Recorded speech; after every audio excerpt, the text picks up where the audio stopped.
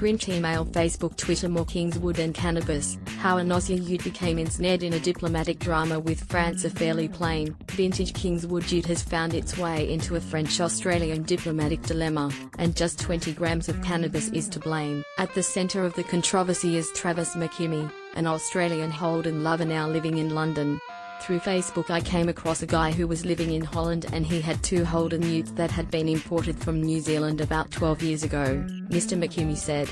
They were left in a warehouse in Holland and the warehouse was getting sold, so the guy said to me that if I could get one of the utes back to the United Kingdom it was mine. Mr. McKimmey travelled to the Netherlands to have a look at the 1971 HG Kingswood and agreed to a deal with the owner. He then organised a driver to transport the car to his home in London via Belgium and France. It was at the French border that the trouble started. They pulled the driver aside and the dogs started sniffing around the vehicle, Mr. McKimmey said.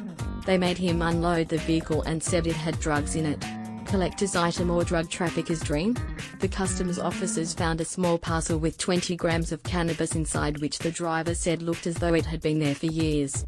French customs seemed to think the ute was going to be used for drug trafficking, which is just an absolute joke, Mr. McKimmey said. It was such a small amount, obviously just for personal use, and someone had chucked it in the back. If it had been 5 kilograms or 10 kilograms or even 2 kilograms of weed I would have no argument, but a small bag of weed, it's just ridiculous. I had no idea about the weed and I would have happily paid the fine and be done with it.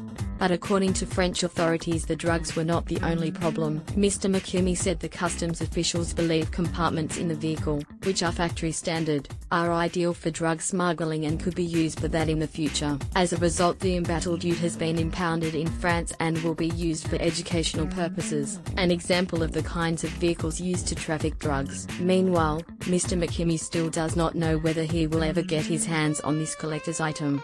The limbo continues. I don't really know what's next. I've sort of hit a bit of a brick wall, Mr. McKimmey said. I'm hoping there's someone out there that can help me. The Australian High Commission in London is refusing to help Mr. McKimmey with his case, saying it can only lend assistance if it becomes a criminal matter. I have been threatened by French customs that I will face up to 10 years imprisonment, but only if I was actually arrested would the High Commission be able to help me, Mr. McKimmey said. It has just snowballed a bit. It should have just been brought back to the UK and be done with. Instead, it has turned into an absolute nightmare. They see my ute and they don't realise, to them it just looks like some old banger, but to me it means something.